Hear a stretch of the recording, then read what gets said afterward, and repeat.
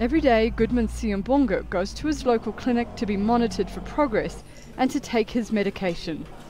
It's my daily routine to take that 16 tablets a day. He has extreme drug-resistant tuberculosis, the worst kind there is because normal TB drugs don't work and the only regime available takes 2 years to complete, was highly toxic and isn't even guaranteed to work. When Siambongo got his diagnosis, he was convinced it was his death sentence. You feel like, okay, the world now stop here because it's just crashed in front of you. So the world now, it's just stopped there. You're waiting for the day you're gonna cough blood and then you die. But he has a good prognosis now because he had specialised care through a pilot program being carried out in his township. Khayelitsha in Cape Town has one of the highest incidences of drug-resistant TB in South Africa. This township is home to an estimated 2.2 million people, and the reason tuberculosis has managed to get such a hold here is because people live in such close confines.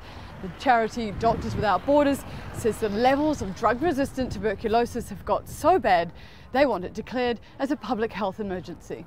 All the clinics that we were active And the doctor in, leading so the pilot program says the usual method of confining TB patients to months in hospital doesn't work. They've proven in Khayelitsha that community-based care is better, more accessible and cheaper.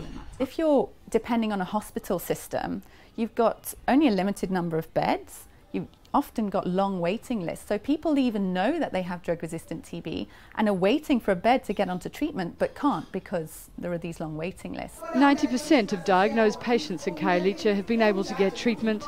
That compares to just 50% elsewhere.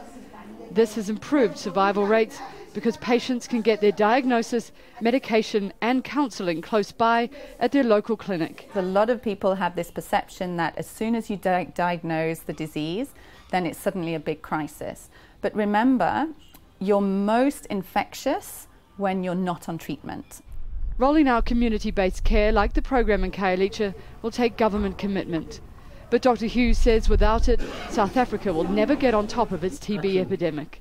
Good man, everything sounds fine. You're doing great. Patients will never get the same chance Siambongo has had to survive. Erica Wood, Al Jazeera, Khayelitsha Township, South Africa.